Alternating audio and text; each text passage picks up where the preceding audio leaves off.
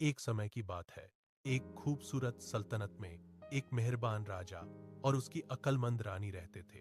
दोनों अपनी आवाम से बहुत मोहब्बत करते और हमेशा उनकी खुशी का ख्याल रखते। महल के बाग में रंग बिरंगे फूल खिलते और हर तरफ सुकून का माहौल होता।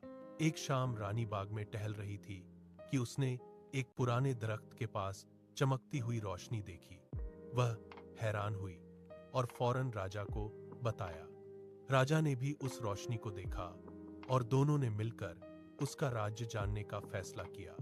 जैसे ही वे दरख्त के करीब पहुंचे, जमीन हल्की सी हिलने लगी और वहां से एक पुरानी किताब जाहिर हुई।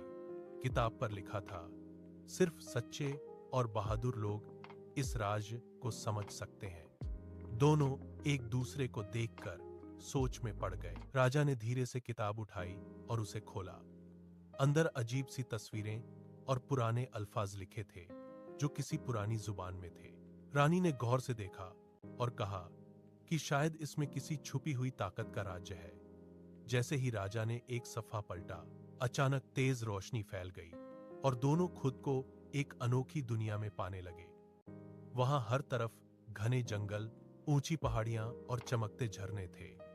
एक बुजुर्ग दरवेश उनके सामने आया और बोला कि यह किताब उन्हें इम्तिहान के लिए यहां लाई है। अगर वे सच्चाई और साहस का सबूत दें तो वे एक बड़ी बरकत हासिल कर सकते हैं।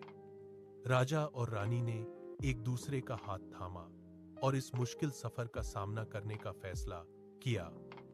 उनकी असली आजमाइश अब शुरू होने वाली थी। राजा और रानी ने दरवेश की बात मानकर अपना मुश्किल सफर जारी रखा। रास्ते में उन्हें कई सख्त इम्तिहानों का सामना करना पड़ा।